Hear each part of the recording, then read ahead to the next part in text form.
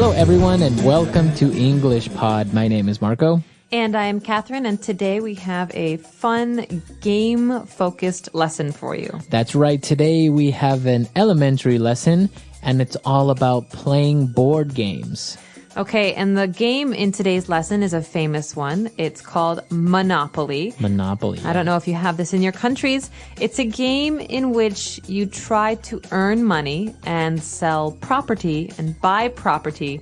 That means hotels, houses, things like that.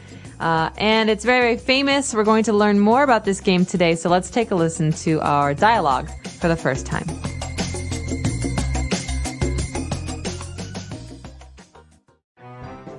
Hey, why did you take that money? You are such a cheater. I should send you to jail. I am not cheating. When you pass go, you collect $200. Everyone knows that. Well, you can't just take the money. You have to ask the bank for money. And I'm the banker. Banker, Yes? can I have my $200, please? Sure. Here you are, $200. Thank you. Please come again. Now it's my turn to roll the dice.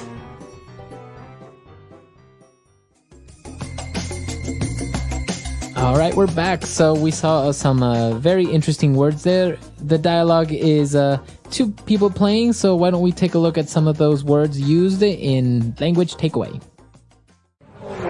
Language takeaway. This first word we can hear when we play games. It's not a good thing to be, but it's very common. The word is cheater. A cheater. All right, and that's a noun. A person that is a cheater. If somebody says you are a cheater, what does that mean? This means the person is not honest at games. For example, Marco, you and I are playing a card game, and you go to the bathroom. And then I take the cards I want. I hide the cards I don't want. That's called cheating. Right. Okay, the verb to cheat. But here, a person who cheats is a cheater. Okay. You're a cheater. He's a cheater. All right, and remember that you say cheater, right? Because sometimes many people that are learning English would say you are a cheat, right? Now, cheater here is the noun. That means it's the name of the person who does this. He is a cheater. They are cheaters. Okay. And, well, moving on, sometimes cheaters and people that steal things are sent to jail. That's right. So maybe if you go to a casino and you cheat, you use a cell phone or you use some kind of a computer device to win money. This is called cheating, and the casino will send you to jail. All right, so jail is the place where people go.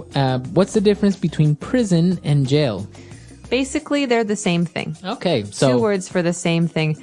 People who break the law, people who do bad things, go to jail, not just cheaters. All right, so now you have another word. Maybe you've seen that show Prison Break, and so jail is pretty much the same thing. So the show could have been called Jailbreak. That's right, but yeah. All right, so moving on, our third word is the person who's handling money says, well, you know what? I'm the banker, a banker. Cheater, banker. So you know already, banker is probably a person. This is a job. So a banker is a person who works at a bank. Okay. So, but what about the person that helps you when you go to the bank, like when that gives you the money and the bank teller? It's not the same as a banker, right?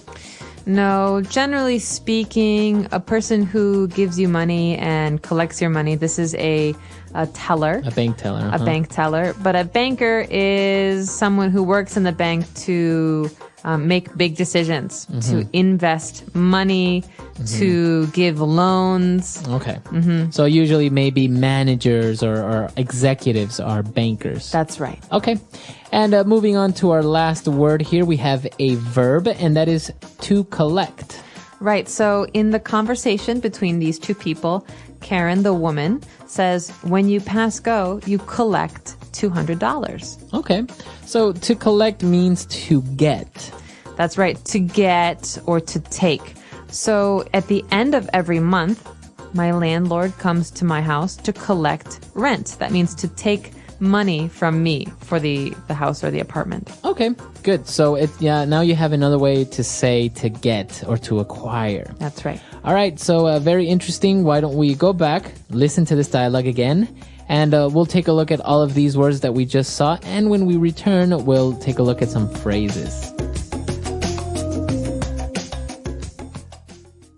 Hey, why did you take that money?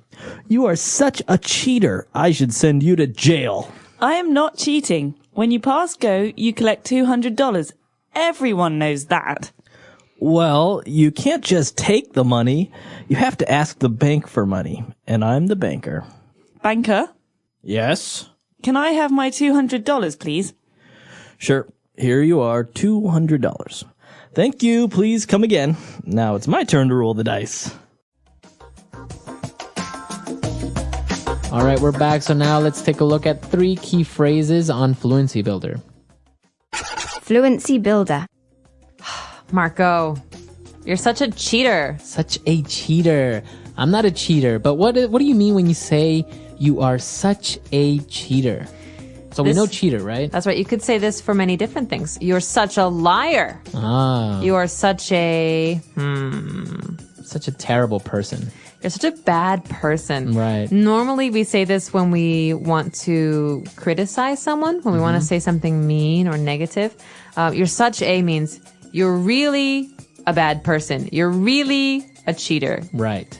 So obviously because we are using a noun, we can't really use an adverb, right? If you're saying an adjective like, I am very happy. You can't say, you are very cheater. No. You wouldn't say that. You have to use a different sentence structure to give emphasis. So in this case, you could say cheater. Right. Okay, but that's not as strong, is it? As such a cheater. You are such a cheater. That means, gosh, you're a really big cheater. Right, exactly. So this is the way that you would use that structure, such a, and then a noun that is describing this person, right? You could also use it for positive statements like, you're such a good friend. Very good. So then you are using the adjective, you are such a good friend. You're such a nice person. Okay, excellent. All right, so moving on, we saw another interesting phrase when he said, well, you know what? You can't just take the money. So what does he mean when he says can't just? Okay, we could say you can't take the money. This is basically a rule. You can't take the money. But you can't just take the money means there are other things you have to do before you take the money. Okay? You have to, in this case, ask the banker for the money. Or, for example, if I want to drive a car, I can't just go buy a car. I need to first get a driver's license. I need to learn how to drive. Right. I need to register. So you can't just here means there's some things we need to do before this happens. Right. You can't just means you can't do these things that easily. You have to do other things before it, as you said. Exactly. Okay, so very interesting. We will try to use that one in a sentence. But moving on to our last phrase, when the person said, you know what, all right, you want your $200? Here you are. Here you are. So sometimes people think that this phrase means you are here. Right. Which it could in some cases. Oh, yeah, that's right. So basically you're saying, I found you. Here you are. I found you. But in this case, this doesn't make sense. We're talking Right. about money. We're talking about a game. So if you think about this, here you are, you can imagine someone is giving someone else a thing. An object. So in the case of the bank teller, remember we were talking about getting money at a bank? A bank teller might say, here you are, sir, here's your money, and then Right. give you some money. So this is something we say in English when we give something to someone else. Right. Because otherwise, I guess it's strange if you just, give something to someone and you don't say anything, right? You need to say something. And if you say, here, that's very rude. Yeah. So this is a polite way to say, please take this. This Right. is for you. There you go. You might hear this at at a restaurant. Here you are. Here's your food. Here you are. Right. Okay, it's a very useful phrase. And so I think it's time for us to listen to this dialogue again. And we'll be back to talk a little bit more.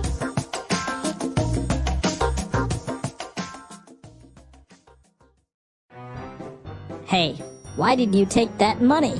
You are such a cheater. I should send you to jail. I am not cheating. When you pass go, you collect $200. Everyone knows that. Well, you can't just take the money. You have to ask the bank for money. And I'm the banker. Banker, Yes? can I have my $200, please? Sure. Here you are, $200. Thank you. Please come again. Now it's my turn to roll the dice.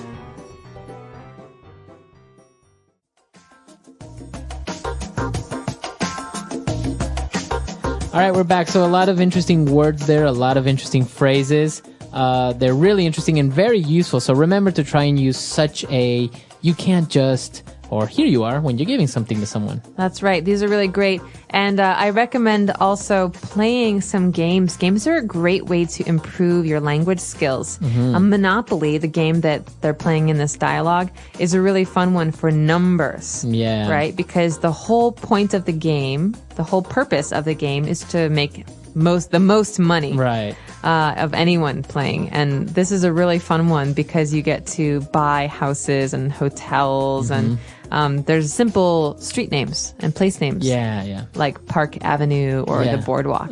So you'll learn a lot of really great things about American culture and English. Yeah, it's a really good game, very popular. I'm sure they have it in your language, but if you could get it in English, that would be really great.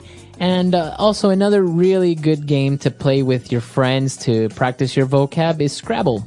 Scrabble, that's hard. Scrabble is a game about words. Yeah. And so basically you have to make words out of letters. Yeah. And whoever has the most interesting words, unique words, that person wins. So obviously it's a great game to improve your vocab because you also learn some words that maybe you didn't know before and your friends knew. So it's really fun to play. Obviously, don't play with any native English speakers because they might win. But it's a really cool game to play if you have any friends who are also learning English. You can get together, play Scrabble, and it's a fun way to improve your vocab and to also fight a little bit because all the time some people are trying to make up new words that don't really exist. We call them cheaters. Cheaters. So yeah, let us know about your game experiences. Do you like to play games? Do you have a favorite game? Practice some of these and let us know how they go. All right, we'll see you guys there. EnglishPod.com. Bye, everyone. Bye.